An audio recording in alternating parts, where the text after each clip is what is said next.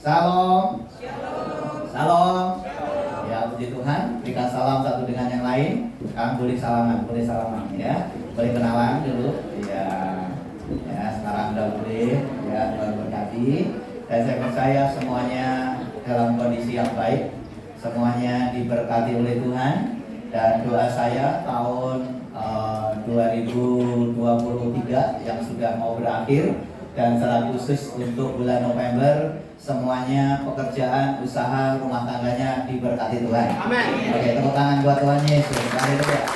Puji Tuhan, di bulan November ini kita punya tema yaitu indah pada waktunya. Kita sebutkan sama-sama. 1, 2, 3 ya.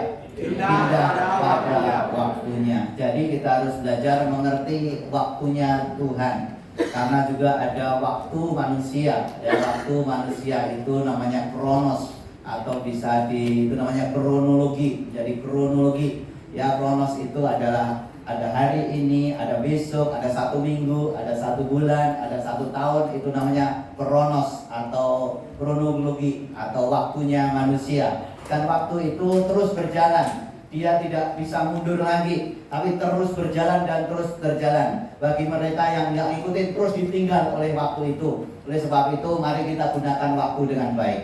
Gunakan waktu dengan baik.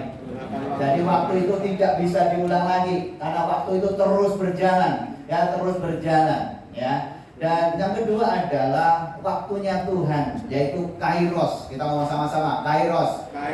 Ya, Kairos itu adalah waktunya Tuhan, karena Tuhan tidak terbatas oleh waktu, ya. Dan saya percaya waktunya Tuhan pasti kita semua yang terbaik, ya, semuanya indah pada waktunya. Nah, firman Tuhan berkata, Pengkhotbah 3 ayat yang 11, kita baca sama-sama. 1, 2, 3 ya. Ia membuat segala sesuatu indah pada waktunya. Bahkan ia memberikan kekekalan dalam hati mereka, tetapi manusia tidak dapat menyelami pekerjaan yang dilakukan Allah dari awal sampai akhir. Garis bawahi, ia membuat. Kita ngomong sama-sama. 1, 2, 3 ya. Ia membuat. Berarti yang membuat siapa? Tuhan. Ternyata waktunya Tuhan. Jadi yang membuat, karena yang membuat waktu adalah Tuhan, jadi semuanya akan indah pada waktunya.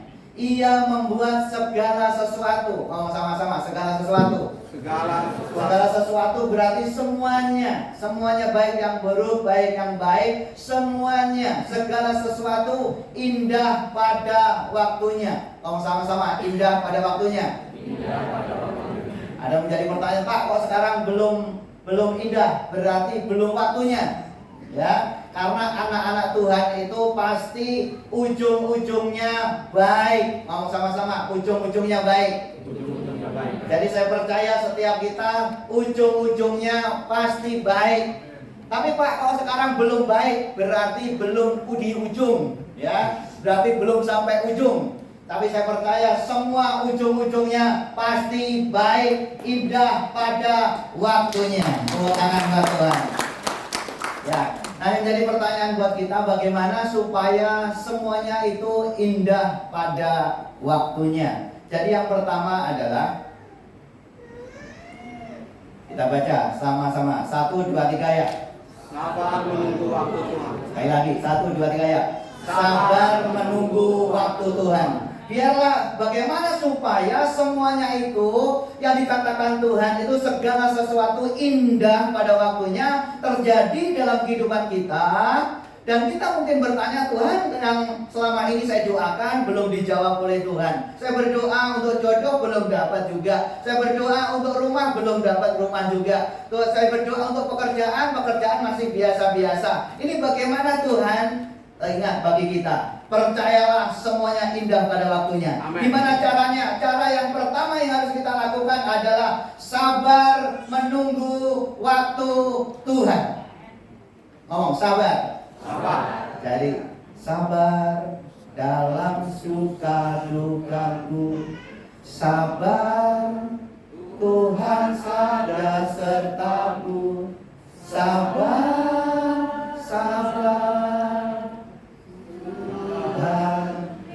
kuat padamu. Ya, ngomong kiri kanannya, sabar. Sabar ini adalah sesuatu yang gampang diucapkan tapi sulit dilakukan. Namanya sabar. Ya, sabar itu apa sih? Sabar itu adalah menanti dan tidak menjadi kecewa. Ngomong, menanti dan tidak menjadi kecewa. Tapi kalau kita menanti dan kita nggak kecewa, itu nggak sabar. Contohnya, saya sudah sabar nunggu kamu dari tadi nggak datang-datang. Itu namanya nggak sabar. Walaupun dia ngomong sabar, bahkan sampai anaknya dinamain sabar, bahkan sudah gede nggak sabar juga. Ya, oleh sebab itu ingat bagaimana supaya semuanya itu indah pada waktunya, dan yang kita doakan walaupun belum dijawab oleh Tuhan, tetapi kita tetap menunggu bagaimana itu indah pada waktunya. Yang harus kita lakukan yang pertama adalah sabar menunggu waktu Tuhan. Firman Tuhan berkata, Bilangan 9 ayat 17. Kita baca sama-sama. 1, 2, 3 ya. Dan setiap kali awan itu naik dari atas kemah, maka orang Israel pun berangkatlah, dan di tempat awan itu diam, di sanalah orang Israel berkemah. Jadi bangsa Israel itu waktu keluar dari Mesir dipimpin dan disertai, ya, Tuhan memakai tiang awan dan tiang api. Kita ngomong sama-sama, tiang awan dan tiang api. Nah, tiang awan dan tiang api. Tiang awan itu gunanya apa? Jadi waktu panas terik, kalau di padang gurun itu kalau panas banget, yaitu waktu panas terik banget, maka Tuhan memakai perlindungan yang namanya tiang awan. Jadi waktu tiang awan itu ada di atas mereka, waktu dia berjalan, walaupun itu di siang hari yang panas terik, dia tidak mengalami namanya kepanasan. Nah, begitu juga kalau malam itu kan gelap sekali, di padang gurun nggak ada lampu, ya, nggak ada lampu penerangan, ya, sehingga Tuhan memakai apa? Yaitu tiang api. Ngomong sama-sama, tiang api. Nah, tiang api untuk apa? Untuk menerangi pada malam hari. Juga tiang api dipakai Tuhan untuk bukan menerangi saja, tetapi karena di padang gurun itu dingin sekali, sehingga dengan tiang api maka bangsa Israel tidak mengalami kedinginan. Tetapi waktu dia berjalan di malam hari itu pun juga terang luar biasa. Tetapi apa yang dilakukan tiang awan dan tiang api ini? Dan setiap kali awan itu naik dari atas kemah, jadi waktu tiang awan tiang api itu naik, ya, waktu naik bangsa Israel berjalan. Tapi waktu tiang awan tiang api itu berhenti, maka bangsa Israel pun langsung berhenti. Jadi waktu naik jalan lagi, waktu berhenti lagi. Sehingga di ayat yang di bawahnya dikatakan bahwa bangsa Israel selalu mengikuti titah Tuhan.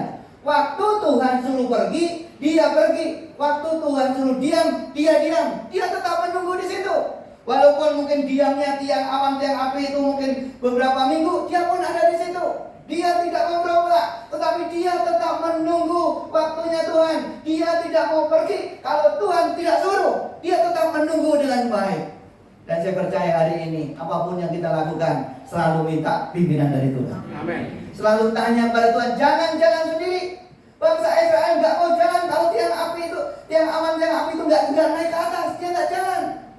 Kenapa banyak anak-anak Tuhan tidak indah pada waktunya? Karena banyak jalan sendiri, tidak menunggu waktunya Tuhan. Dan hari ini setiap keputusan selalu tanya Tuhan. Ngomong tanya Tuhan. Kalau Tuhan suruh tanya pergi, jalanin. Kalau tidak, jangan. Biasanya itu akan celaka. Nah, dan ingat, klik dulu. Baca sama-sama. 1, 2, 3 ya. Saat menunggu waktu Tuhan, percayalah Tuhan tetap menyertai kita. Baca sama-sama yang kencang. 1, 2, 3 ya.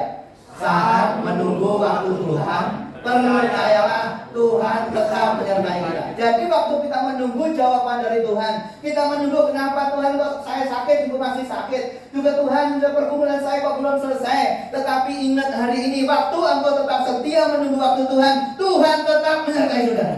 Amin. Seperti bangsa Israel, waktu tiang awan tiang api ada di situ dia menunggu, dia tetap ada di tiang awan tiang api. Tuhan tetap ada di situ. Dan saya percaya hari ini pergumulan apapun, Tuhan tetap menyertai saudara. Amin. Walaupun kelihatannya belum dijawab oleh Tuhan. Amin. Amin. Contoh, Ibu Tutik maju ke depan. Ibu Tutik yang sana, bukan Ibu Tutik sini. Ibu Tutik. Bagaimana Ibu Tutik ini? Ibu Tutik ini kembar sama Ibu Tuta. Ya, kembaran. Ya, sini berarti. Bagaimana Ibu Tutik itu menunggu waktu Tuhan?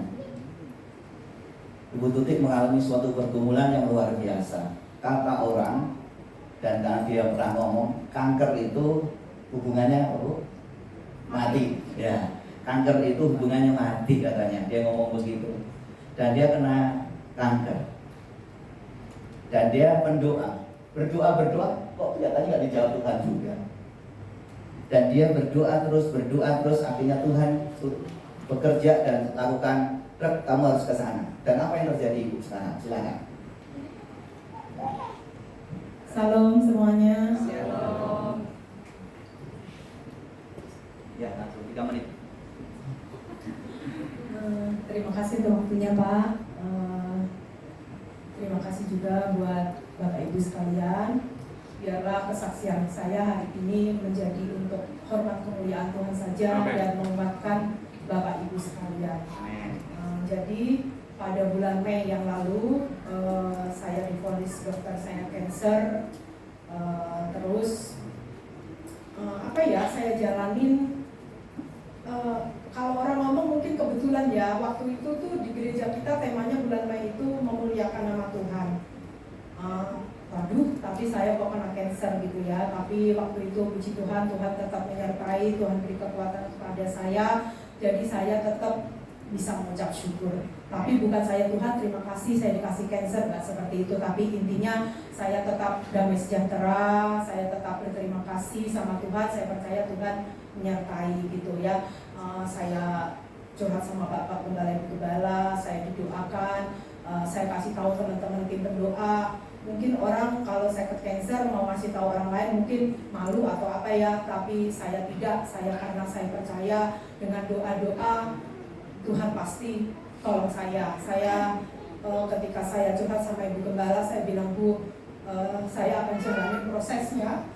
Saya percaya pada akhirnya saya pasti ditolong sama Tuhan, saya pasti sembuh, saya bilang gitu ya. Terus saya jalanin semuanya, prosedurnya apa, semua saya jalanin, sudah didoakan. Kalau orang berharap mukjizat, kadang-kadang kalau kita nggak sabar itu ya saudara, banyak sekali Tuhan menyatakan mukjizat, didoakan langsung sembuh. Tapi tidak semua mukjizat Tuhan itu terjadi dengan instan. Ada prosesnya juga gitu. Yang ada yang instan, tapi ada yang melalui proses, dan termasuk saya prosesnya berat.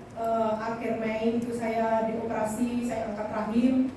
Terus sudah itu sebulan kemudian saya harus menjalankan radiasi selama 29 kali. Dan setiap hari saya Senin sampai Jumat saya harus ke rumah sakit.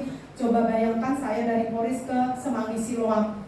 Perjalanan saya setiap hari, kalau pagi itu saya jam 6 pagi atau jam 7 saya udah harus berangkat karena macet arah sana. Saya di perjalanan bisa 1,5 jam. Saya pernah di perjalanan doang aja 2,5 jam. Dan itu saya lalui setiap hari. Saya cuma bilang sama Tuhan, beri saya kekuatan, beri saya kesabaran untuk melaluinya. Tapi saya percaya Tuhan pasti menolong. Nah, tiba akhirnya sebenarnya dari bulan kemarin itu, dari dokter yang satunya hasil MRI saya sudah bagus. Tangan buat Tuhan. Tapi iblis itu masih ingin membuat kita bimbang loh saudara.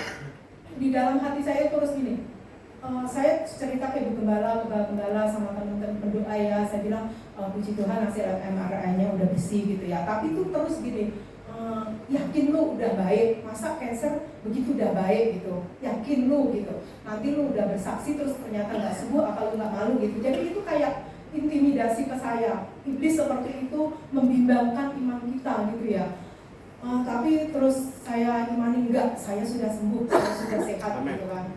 Karena kenapa bimbang itu ada di sekeliling saya yang berobat bareng saya dan sakitnya sama dengan saya, itu sudah menyelesaikan semua pengobatannya. Bahkan sampai selesai semua itu masih ada nunggu lagi, masih ada sedikit lagi. Nah sedangkan saya baru setengah pengobatan kok dokter bilang sudah sembuh gitu kan.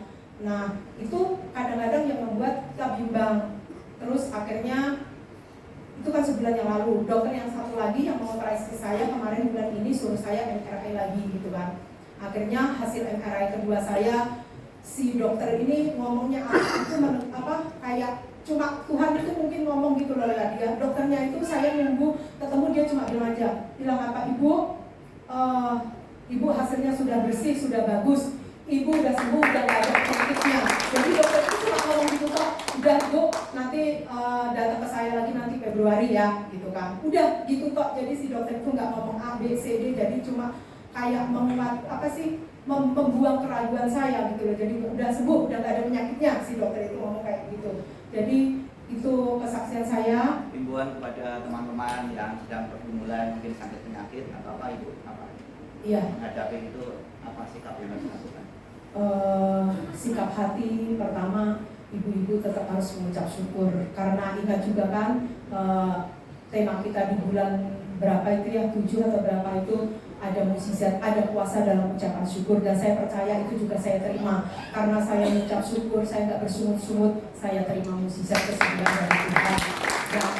Dan seperti juga tema kita bulan ini, indah pada waktunya. Hari ini saya bisa berdiri dan menyaksikan kebesaran Tuhan di depan Bapak Ibu. Itu karena mukjizat, karena pertolongan, karena semua segala sesuatunya di dalam Tuhan. Jadi kalau ibu-ibu punya pergumulan yang berat, apapun itu, masalah ekonomi ataupun masalah sakit penyakit, tetap harus mengucap syukur, tetap harus menunggu waktunya Tuhan seperti yang tadi Bapak sampaikan. Terima kasih. Sebelum turun, jadi Ibu Tuti ini waktu datang ke gereja itu berapa tahun yang lalu? 2017 karena suaminya dipanggil oleh Tuhan. Ya, sehingga dia harus menghidupi 2 anaknya. Dan anaknya waktu itu yang kecil masih SD atau apa itu? SD kelas 3, dan itu beratnya berat sehingga dia harus jualan namanya es durian. Sehingga saya panggil Ibu Tuti sop durian. Ya. Nah, dalam kondisi seperti itu dan dia harus nyicil rumah karena waktu dia harus nyicil rumah ya di Magnolia di situ. Dan apa yang terjadi? Memang semua indah pada waktunya. Ngomong indah pada waktunya. Anaknya yang pertama itu mendapat kebaikan dan kemurahan Tuhan. Kebaikan dan kemurahan Tuhan apa, Bu? Ya, saudara, ini mungkin banyak yang mengalami hal seperti saya. Sebelum suami saya meninggal itu kami diizinkan Tuhan sampai kudus tidak punya apapun, sampai kami cuma sewa kamar satu. Karena anak saya yang gede itu udah kuliah, saya sewa kamar satu yang ada toiletnya di dalam gitu bersama anak saya yang kecil. Dari situ suami saya terus berusaha lagi untuk bangkit ya. Tapi hingga suami saya Tuhan panggil cuma cukup aja untuk makan, tapi kami sudah bisa kontrak rumah satu gitu ya, nggak tinggal di kamar satu lagi. Tapi Tuhan izinkan itu kami tidak mengalami terobosan yang signifikan gitu ya. Tapi terus ya sudah, kami tetap berdoa, kami tetap berserah. Saya jualan sop durian di Blok C situ, saya jalanin ya. Tapi kemarin anak saya 2020 itu suruh saya, udah mama nggak usah jualan lagi. Jadi Tuhan berkati melalui anak saya saat sekarang ini kerja di Bank Permata di Sudirman dan di Bintaro karena dia di 2 kantor. April yang lalu saya udah kesaksian sama Bapak Gembala Kesaksian, anak saya mendapatkan promosi. Di Bank Permata ini mungkin baru 2 tahun lebih, tapi anak saya itu selalu dapat promosi setiap tahun. Dan kemarin waktu sebelum operasi ya Pak, sebelum operasi itu saya bilang kan mau operasi, saya nggak punya asuransi saudara. Jadi saya operasi kalau pakai BPJS kan nunggu lama, jadi harus bayar sendiri. Tapi Tuhan sudah sediakan melalui anak saya, itu juga luar biasa. Nah terus kemarin tuh baru April kan belum setahun dong sampai sekarang. Di April itu gajinya naik. Naiknya itu di luar pemikiran anak saya, sampai heran. Biasanya kalau pegawai tetap paling naik kan mungkin 20% setiap tahun, tapi itu dinaikin itu sampai 40%. Nah, itu bulan April. Terus bulan ini kemarin anak saya kasih tahu saya lagi, saya dikasih surat, mama baca. Ketika saya baca saya cuma bisa menangis karena anak saya kan jadi tulang punggung, anak saya sudah menikah, jadi juga dia harus membayar rumah tangga dia harus membayar rumah tangga saya dan anak saya yang kecil, jadi semua melalui dia gitu ya. Dia dipanggil lagi sama atasannya karena dia memang kerjaannya itu langsung dengan direktur, dia memang akan di bawahnya direktur, jadi dia langsung direkturnya panggil, dinaikin lagi gajinya. Tepuk tangan buat Tuhan. Terus anak saya cuma bilang gini, Pak, Bapak ini belum setahun loh, Bapak nggak salah, Udah 2 kali. saya dinaikin segini, dan saya merasa kerjaan saya ya seperti biasa kayak teman-teman yang lain gitu kan. Terus Bapak itu bilang, enggak Dea, Bapak selama ini puas dengan pekerjaan kamu, tapi dengan Bapak naikin ini, Bapak mengharap pekerjaan kamu lebih bagus lagi. Oke, tepuk tangan buat Tuhan. Jadi Tuhan, kepada jemaat Tuhan apapun. intinya ya itu tadi yang saya rasakan kemarin begitu saya menderitanya, begitu saya sedihnya, suami meninggal, kami bangkrut dan saya kena cancer, bertubi-tubi Tuhan ajar saya, Tuhan hajar, tapi saya percaya itu hajaran yang baik, jadi saya menjadi pribadi yang lebih kuat di dalam Tuhan. Tapi di saat waktunya yang tepat, waktunya Tuhan, semuanya indah. Dan sekarang ini saya hidup layak, saya hidup tidak kekurangan. Rumah kami pun yang kami kredit waktu itu, suami saya sebelum meninggal, saya akad kredit bulan 5, bayangkan bulan 7 suami saya meninggal. Tapi atas namanya nggak pakai suami saya masalahnya. Aduh, jadi intinya sampai hari ini rumah kami sudah hampir lunas. Dan hidup saya dilayakkan oleh Tuhan. Amin. Terima kasih Bu, berkati. Dan waktu nggak atas nama suami, akhirnya harus bayar. Kalau atas nama suami, biasanya kreditan lunas, ya. Dan benar anaknya itu setiap tahun dapat promosi yang luar biasa. Bahkan waktu gajinya disebut, saya sampai kaget, itu gaji direktur. Begitu luar biasanya Tuhan, semuanya indah pada waktunya. Tepuk tangan buat Tuhan Yesus, haleluya. Ya, nah oleh sebab itu ingat bagi kita semua, waktu diizinkan Tuhan seperti itu, tetaplah tunggu waktu Tuhan yang terbaik. Kadang waktu kita menunggu waktu Tuhan, Tuhan tetap menyertai kita. Klik. Baca sama-sama. 1, 2, 3 ya. Tetapi orang-orang yang menanti-nantikan Tuhan mendapat kekuatan baru. Mereka seumpama raja wali yang terbang dengan kekuatan sayapnya. Mereka berlari tidak menjadi lesu, mereka berjalan dan tidak menjadi lelah. Jadi orang yang menanti-nantikan Tuhan, sabar menunggu waktu Tuhan diumpamakan. Tetapi orang-orang yang menanti-nantikan Tuhan mendapat kekuatan baru. Mereka seumpama raja wali. Kenapa menanti-nantikan Tuhan diumpamakan seperti raja wali? Karena raja wali itu adalah umur raja wali kurang lebih 70 sampai 80 tahun. Tetapi di tengah umur, biasanya raja wali di umur 40 tahun itu mereka mengalami sesuatu yang tidak baik. Paruhnya sudah mulai retak, ya. Sayapnya itu sudah mulai tebal dan susah untuk terbang. Jadi kakinya yang cakarnya itu sudah mulai rusak, sehingga dia tidak bisa dengan maksimal di usia 40 itu. Tetapi raja wali itu akhirnya dia berdiam diri menanti-nantikan bagaimana kapan itu bulu tumbuh kembali, bagaimana cakarnya itu tumbuh kembali yang baru, juga paruhnya itu bisa menjadi baru lagi. Di dalam kondisi itu raja wali dia berdiam diri, dia menunggu sehingga mulai tumbuhlah paruhnya menjadi paruh yang baru.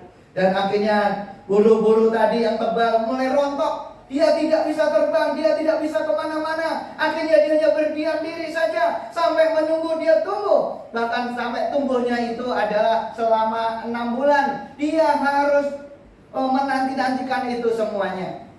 Dan waktu dia sabar menunggu waktunya dia tumbuh kakinya, cakarnya, kukunya itu tumbuh kembali, paruhnya tumbuh kembali, juga bulunya tumbuh kembali, maka kekuatan raja wali 2 kali lipat. Dia akhirnya berlari tidak menjadi lesu, mereka berjalan tidak menjadi lelah. Kenapa? Dia menjadi baru kembali. Dan saya percaya hari ini orang yang menanti-nantikan Tuhan ada kekuatan yang baru. Tepuk tangan buat Tuhan Yesus. Oleh sebab itu waktu diizinkan itu berdiam diri, jangan memberontak. Raja Wali itu waktu dia berdiam diri, akhirnya dia memberontak, saya nggak mau seperti ini, saya mau lompat saja, pasti dia akan jatuh, pasti akan mati. Tetapi waktu dia setia menunggu waktu yang terbaik, maka dia punya kekuatan 2 kali lipat. Saya percaya hari ini bagi Bapak Ibu sekalian yang punya pergumulan, jangan kita mulai cepat-cepat pengen cepat selesai. Tunggulah waktu Tuhan yang terbaik dan engkau punya kekuatan 2 kali lipat. Tepuk tangan sekali lagi buat Tuhan Yesus. Baca sama-sama, 1, 2, 3 ya. Menantikan Tuhan artinya kita mengharapkan kehadiran Tuhan di dalam segala persoalan kita. Jadi waktu engkau menantikan Tuhan, engkau terus berharap. Menantikan Tuhan bukan berarti kita ini menyerah pasrah, bukan. Tetapi justru kita menantikan bahwa engkau hadir Tuhan dalam setiap persoalan kami, engkau hadir Tuhan dalam setiap pergumulan kami. Dan saya percaya kalau engkau hadir, maka kami akan kuat. Saya akan kuat menghadapi ini semua, dan tepat pada waktunya semuanya akan indah. Tepuk tangan sekali lagi buat Tuhan Yesus. Yang kedua, bagaimana supaya semuanya indah pada waktunya? Yang pertama, kita harus sabar menunggu waktunya Tuhan. Yang kedua, baca sama-sama, 1, 2, 3 ya. Jangan memaksa kehendak. Kenapa? Kadang-kadang waktu Tuhan akhirnya enggak terjadi dalam kehidupan kita. Kadang-kadang kita memaksakan kehendak. Bangsa Israel yang memaksa kehendaknya, mereka gagal memasuki tanah perjanjian. Tetapi bangsa Israel yang akhirnya menurut apa yang dari maunya Tuhan, mereka bisa masuk ke tanah perjanjian. Oleh sebab itu kalau kita mau supaya hidup kita semua indah pada waktunya, jangan memaksakan kehendak. Firman Tuhan berkata, baca sama-sama 1 Samuel 8 ayat 7. 1, 2, 3 ya. Sebab bukan engkau yang mereka tolak, tetapi akulah yang mereka tolak, supaya jangan aku menjadi raja atas mereka. Jadi ceritanya begini, bangsa Israel adalah ingin memaksa, yaitu memaksa Samuel untuk supaya bangsa Israel punya raja. Ya, karena waktu itu sebelum bangsa Israel dipimpin oleh raja-raja, bangsa Israel dipimpin oleh siapa? Sebelum raja-raja dipimpin oleh hakim-hakim. Dan hakim-hakim terakhir dipimpin oleh siapa? Hakim-hakim terakhir dipimpin oleh Samuel. Ngomong sama-sama, Samuel. Nah, akhirnya ini adalah hakim terakhir yaitu Samuel. Dan akhirnya bangsa Israel nggak mau lagi dipimpin oleh hakim-hakim. Dia minta raja seperti bangsa-bangsa yang lain. Bangsa-bangsa yang lain ada rajanya, tetapi kenapa bangsa Israel nggak punya raja? Dan waktu dia memaksa si Samuel untuk supaya bangsa Israel punya raja, mendukakan hati Tuhan dan juga mendukakan hati Samuel. Hingga firman Tuhan berkata kepada Samuel, sebab bukan engkau yang mereka tolak, bukan Samuel yang mereka tolak, tetapi akulah yang mereka tolak. Jadi waktu dia minta raja, mereka sedang menolak. Kenapa? Kenapa menolak Tuhan? Karena waktu itu Tuhan memang nggak mau ada raja di sana. Biarlah yang menjadi raja hanya Tuhan Yesus saja. Tepuk tangan dulu buat Tuhan Yesus. Yang rajanya hanya Tuhan yang Maha Esa saja. Tetapi dia minta raja. Dan waktu itu dia juga tidak mau dipimpin oleh anaknya Samuel. Siapa anaknya Samuel? Anaknya Samuel siapa? Si Ucok. Anaknya Samuel siapa? Anaknya Samuel. Akhirnya mereka nggak mau dipimpin oleh anaknya Samuel. Kenapa? Karena anaknya Samuel hidupnya tidak benar, tidak seperti ayahnya. Ya, sehingga dia minta raja. Anaknya Samuel yang pertama adalah Yoel. Ngomong Yoel. Yang kedua adalah Ahia. Ngomong sama-sama, Ahia. Jadi siapa namanya? Hingga dia nggak mau dipimpin, akhirnya dia minta raja. Oke, akhirnya terpaksa lah dikabulkan permintaan mereka. Dan waktu mau diberikan permintaan mereka dikabulkan, tapi Samuel ngomong begini, tapi ada konsekuensinya kalau kamu minta raja. Nanti anak-anakmu akan menjadi budak, maka penghasilanmu semua juga akan sebagian akan dipakai untuk kerajaan dan semuanya bla bla, bahkan mereka tetap oke, saya akan ikutin. Wah. Dan apa yang terjadi? Memang dipimpin yang pertama kondisi baik, yang kedua, tetapi pada akhirnya raja-raja yang lain tidak mengenal Tuhan. Dan singkat cerita, apa yang terjadi? Bangsa Israel akhirnya dibuang karena apa? Rajanya tidak benar. Dan apa yang terjadi? Karena dia memaksa minta raja, maka yang terjadi adalah kehancuran. Dan waktu raja terakhir Yehoyakim, Zedekia, maka mereka semua dibuang ke Babel. Itu menjadi kesedihan sehingga bangsa Israel berporak-poranda kemana-mana. Nah, akhirnya Pak, karena dia memaksa Tuhan, yang terjadi adalah kehancuran. Oleh sebab itu hari ini, bagi umat Tuhan tempat ini, jangan gampang memaksa Tuhan. Ngomong, jangan maksa Tuhan. Contoh, ada seorang anak kesaksian, Pak, saya itu sebetulnya ini udah keluarga, tapi keluarganya agak kacau sedikit. Pak, saya itu kenapa istri saya nggak mengenal Tuhan? Akhirnya hidup saya jadi begini, saya jadi bangkrut. Dulu itu saya itu sebetulnya pengennya kalau punya istri, istrinya pendeta. Tapi kenapa sekarang istri saya pendekar? Salah sendiri, marah-marah sendiri, nyala-nyalain Tuhan. Akhirnya dapat yang nggak mengenal Tuhan. Kemarin akhirnya singkat-singkat pulang kampung karena istrinya kabur. Akhirnya saya panggil nanti sekali waktu baru ketemu dengan saya. Dia memaksa Tuhan, marah-marah sama Tuhan.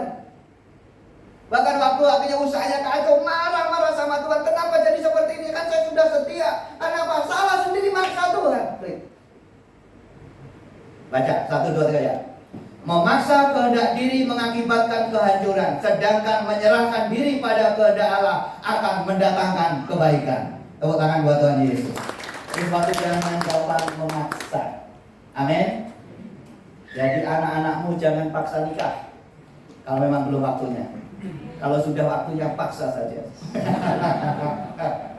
Pak, belum dapat karena dia banyak nolak. Ya, jadi kalau belum waktunya nggak bisa dipaksa. Ya, contoh waktunya tadi indah pada waktunya, nyanyi itu huruf kecil. Jadi waktunya yang diciptakan Tuhan. Kalau apa itu jagung itu sampai dia tua, buahnya sampai tua berapa bulan panennya? Berapa? Agak 3 bulan. 3 bulan. Kalau masih 1 bulan bisa nggak matang? Sudah tua atau belum? Belum. Walaupun kita doain loh. Kamu 1 bulan ya, pokoknya kamu harus matang sekarang. Kamu sudah tua. Bahkan kita sendiri yang doa sudah tua. Nggak bisa, karena memang belum waktunya. Ya anggap saja durian berapa tahun? Anggap saja 5 tahun. Ini 2 tahun nggak berbuah-buah, akhirnya kita marah-marah. Ini gimana sih durian 1 tahun nggak berbuah-buah? Ya, kita berdoa untuk paksa. Nggak bisa, walaupun kita doa puasa nggak bisa kalau belum waktunya. Kita nggak bisa paksa. Dan saya percaya dalam kehidupan kita semua ada dalam rencananya Tuhan.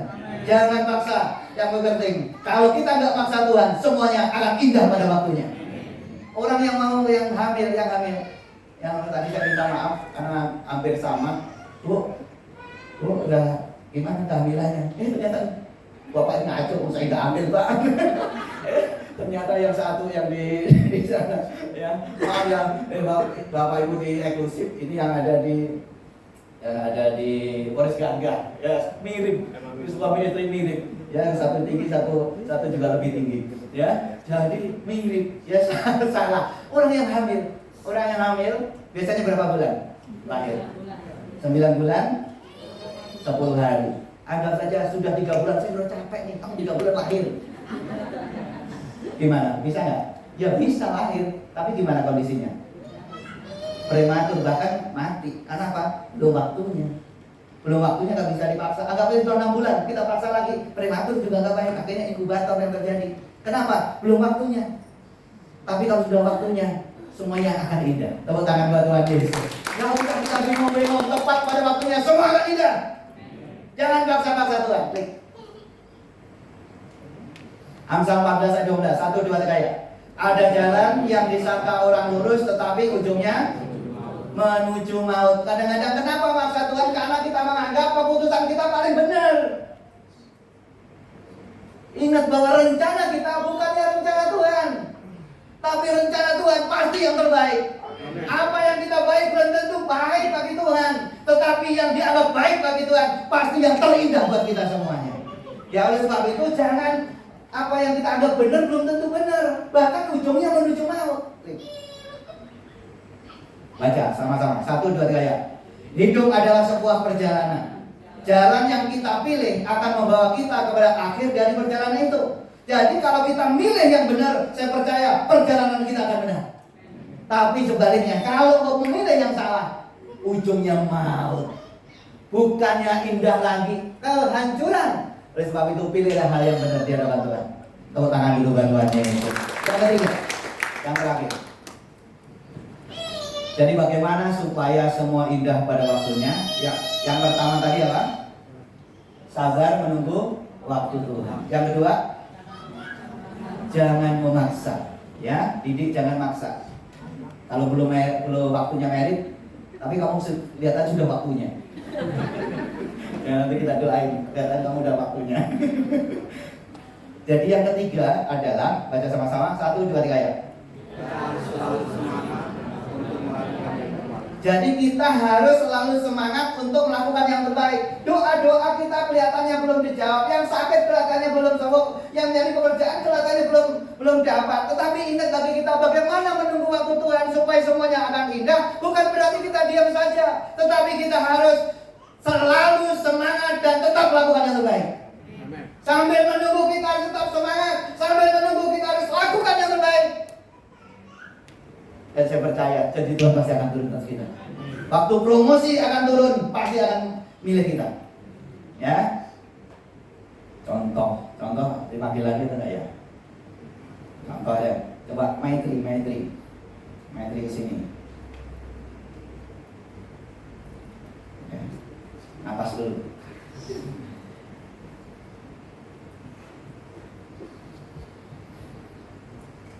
Maitri ini dalam pekerjaannya singkat cerita ada isu-isu yang tidak baik yang dia sebenarnya tidak lakukan.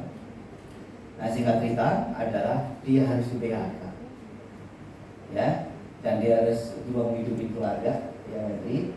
Dan bagaimana dalam kondisi yang seperti ini Maitri lakukan, dan yang luar biasa adalah dia tetap semangat. Amin. Dia tetap semangat, bahkan dia tidak putus asa. Walaupun dia belum dapat juga kerjaan, tapi dia belajar usaha. Dia tetap semangat dan lakukan yang terbaik. Bagaimana apa yang kau lakukan selama ini? Semangat yang bagaimana? Lakukan bagaimana? Shalom Bapak Ibu. Nama saya Maitri. Jadi pada waktu Desember 2022 itu saya sebenarnya di pekerjaan saya yang lama itu saya asisten direktur. Nah, tetapi dari awal pekerjaan saya, istrinya direktur itu nggak suka sama saya karena dianggapnya saya mengganggu suaminya mungkin ya, gitu. Tapi saya lakukan pekerjaan saya itu dengan sepenuh hati. Nah, ketika di Januari itu bos saya itu bilang bahwa istrinya itu marah sama suaminya, sehingga saya diharuskan untuk dipecat. Saya udah berapa tahun itu? 14 tahun. 14 tahun. Nah, kemudian akhirnya saya dikasih waktu 3 bulan untuk menyelesaikan SPT badan. Dan saya lakukan itu walaupun dengan hati yang agak sedikit kesel gitu, karena saya nggak melakukan apa-apa, tapi saya dipecat. Saya disuruh untuk menyelesaikan dan itu harus beres. Nah, di dalam kesedihan saya itu saya menghubungi Pak Ginanjar waktu itu untuk sharing cerita tentang apa yang harus saya lakukan. Saya minta Pak Ginanjar untuk dukung doa buat saya, karena saya pribadi kan harus menghidupi anak saya 2, kemudian saya juga harus bayar cicilan KPR rumah. Jadi ya saya bingung pada waktu itu. 3 bulan itu saya lalui dengan sedih, tetapi saya tetap berusaha karena saya mikirkan adalah anak saya harus sekolah. Yang dalam benak saya hanya itu aja. Kemudian ketika itu akhirnya saya mikirkan, waduh saya harus cari usaha lain nih sampai sebelum saya dapat pekerjaan yang baru. Nah, saya cari survei segala macam sampai pada akhirnya 4 bulan kemudian saya dapat tempat pekerjaan, tempat dagangan yang baru di dekat Taman Royal sini. Nah, tetapi mujizat yang terjadi itu ada hal yang lain yang mujizat terjadi. Ketika saya menceritakan kepada konsultan pajak yang menaungi kantor saya yang lama itu, saya cuma bilang sama dia, Pak, saya mohon izin ya bahwa saya tidak bisa memberikan data lagi ke Bapak karena saya nanti sudah selesai sampai dengan Maret. Itu di bulan Februari awal, jadi saya minta tolong sama Bapak untuk mempercepat pelaporan, saya bilang gitu kan. Tiba-tiba konsultan pajak itu bilang sama saya, Maitri, saya minta CV kamu deh, nanti saya masukin kamu ke klien saya, dia bilang gitu. Nah, puji Tuhannya itu Pak, ketika saya memberikan CV saya, selisih 2 hari 3 hari kemudian, saya ditelepon sama kantor yang baru itu, dan dia bilang, besok lu masuk ya, gitu. Oh nggak bisa Pak, saya masuknya itu nanti berakhir di Maret, jadi paling saya masuknya di April, saya bilang gitu. Nah, ketika itu April itu saya langsung masuk begitu aja, tanpa saya harus interview, tanpa saya harus apa. Tepuk tangan dulu buat Tuhan. Tetap seperti biasa, saya tetap jadi kepala accounting lagi di kantor saya yang sekarang. Jadi mujizat yang Tuhan berikan itu memang indah pada waktunya. Ketika saya dalam tekanan, saya dalam masa yang benar-benar itu down banget, Tuhan itu memberikan saya kekuatan banget. Dan Tuhan itu memberikan sesuatu yang di luar dari pikiran saya. Saya nggak pernah minta pekerjaan, tetapi pekerjaan itu yang datang ke saya. Amin. Sekali lagi tepuk tangan buat Tuhan. Nah, saya sebelumnya itu kan suami saya kan berdagang. Kami berdagang itu di Cengkareng, RSUD Cengkareng, minuman boba. Nah, ketika dalam masa depresi itu saya harus memikirkan saya harus mencari tambahan lagi uang supaya kami ada tambahan gitu. Nah, di tempat yang Royal sekarang itu kami jualan lumpia basah. Lumpia basah. Iya. Dan dia sebetulnya nggak bisa bikin. Nggak bisa awalnya. Dan dia sebetulnya nggak bisa, nggak punya talenta itu dan nggak bisa. Akhirnya kamu bisanya? Nah, pada waktu itu saya beli lumpia basah dulu. Saya coba beberapa lumpia basah. Ketika saya coba, terus saya pikir ini bumbunya apa ya, kurang lebih ya. Nah, habis itu saya coba-coba, terus saya searching juga di YouTube. Nah, kemudian saya coba bikin dan ya puji Tuhan Sampai sekarang enak. Tepuk tangan buat Tuhan. Saya pernah datang ke sana dan ada yang nunggu ya. Jadi ada yang nunggu yang jualan di sana. Oke, sekali lagi tepuk tangan buat Tuhan. Suaminya dulu. Kita mau doain sini. Suaminya maju ke depan. Ini orang Kalimantan kali ini ya. Oke. Sini. Ya kita mau berdoa. Ya kita angkat tangan kita pada Maitri dan Bapak. Bapak kami dalam surga, kami mengucap syukur atas kebaikan-Mu, anugerah-Mu begitu luar biasa.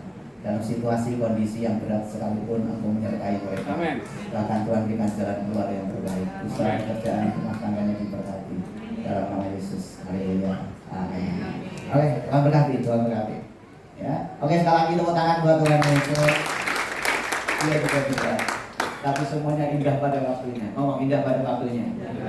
Ya, Tuhan Yesus hebat. Ngomong kiri kanannya, ternyata Tuhan Yesus hebat.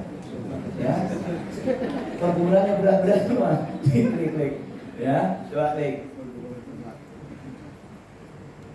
Lukas 19 ayat 3, baca sama-sama. 1, 2, 3 ya. Ia berusaha untuk melihat orang apakah Yesus itu, tetapi ia tidak berhasil karena orang banyak sebab badannya pendek. Siapa ini? Sakius. Jadi waktu Sakius itu nunggu Tuhan Yesus. Jadi waktu dia menunggu, akhirnya apa yang terjadi? Yang terjadi dia sudah menunggu lama-lama, Tuhan Yesus sudah jalan ke Yeriko. Kita tunggu dari jauh-jauh, ternyata orang makin banyak.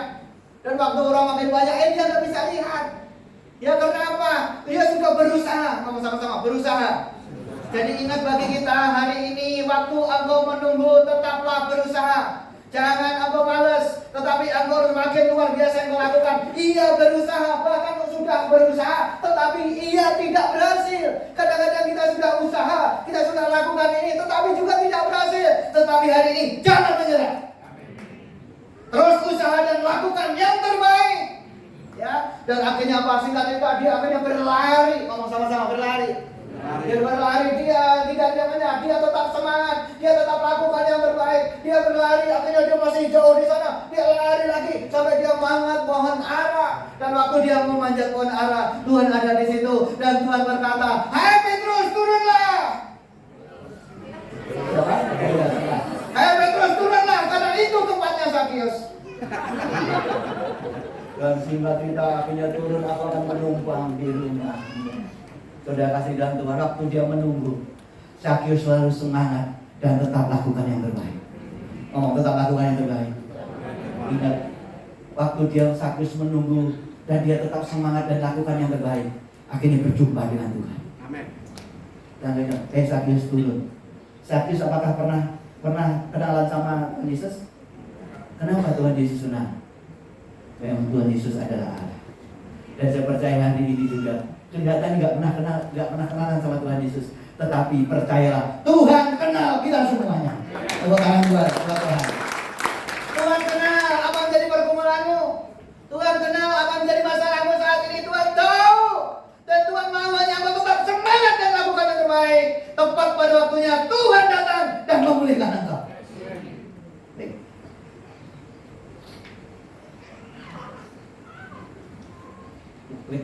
Ya, baca sama-sama Amsal 18 ayat 14. 1, 2, 3 ya. Orang yang bersemangat dapat menanggung penderitaannya, tetapi siapa yang memulihkan semangat yang patah? Ibu Tuti kalau nggak semangat udah makin down. Ya, karena hati yang gembira adalah obat yang manjur, tetapi semangat yang patah mengerikan tulang, makin sakit. Tetapi Ibu Tuti tetap semangat dan semangat, kesembuhan terjadi. Amin. Ibu Maitri tadi juga sama, kondisi yang sudah kerja sudah lama, ya yang sudah melakukan yang terbaik, tetapi waktu Tuhan izinkan di PHK, dan puji Tuhan waktu tetap semangat, mujizat terjadi. Amin. Tapi waktu dulu apa yang terjadi? Karena hari Rabu yang lalu saya ketemu dengan hamba Tuhan, pemimpin GBI di Banten, dan salah satu pemimpin di GBI yang daerah Pamulang Ciputat di sana, dia ngomong kepada Bapak kan bagian keluarga penting sekali ya Pak. Ya penting sekali. Memang ada apa Pak? Di daerah saya 1 bulan ini sudah ada 3 yang bunuh diri. Lompat dari flyover yang di Ciputat, nanti itu lompat di situ. Akhirnya saya tanya kenapa bisa seperti itu. Yang pertama, dia lompat karena pinjol. Jadi ingat Bapak Ibu sekalian, jangan ikut pinjaman online.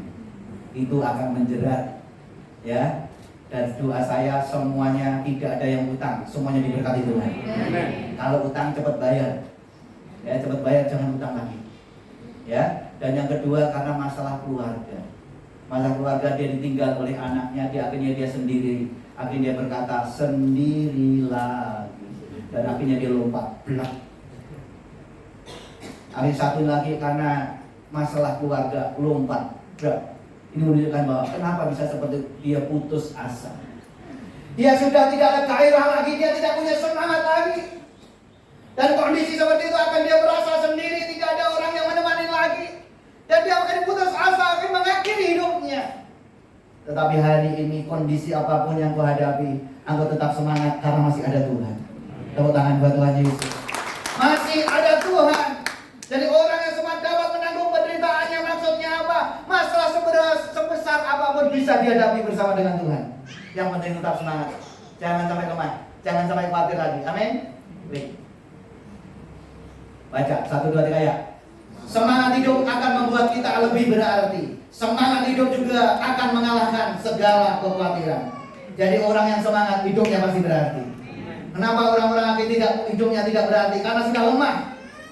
Mereka sudah putus asa, akhirnya hidupnya tidak ada artinya lagi. Buat apa dia hidup? Tetapi orang semangat, walaupun ada masalah, ada persoalan, tapi dia tetap semangat. Hidupnya pasti tetap berarti. Amin. Dan orang yang semangat juga akan mengalahkan segala kekhawatiran. Yang membuat kita khawatir, yang membuat kita lemah. Tapi waktu kita semangat dan kita percaya ada Tuhan, kekhawatiran kita akan hilang. Akhirnya kita semangat karena di depan ada masa depan. Masa depan sungguh ada dan harapanmu tidak pernah hilang. Tepuk tangan buat Tuhan Yesus. Kesimpulannya adalah semuanya akan indah pada waktunya. Oleh sebab itu kita harus pertama baca sama-sama 1, 2, 3 ya. 2, Jangan memaksa kehendak. 3, kita harus selalu semangat untuk melakukan yang terbaik. Saya percaya promosi akan datang dari Tuhan dan indah pada waktunya. Tepuk tangan buat Tuhan. Mari kita berdiri bersama. Terima kasih Roh Kudus.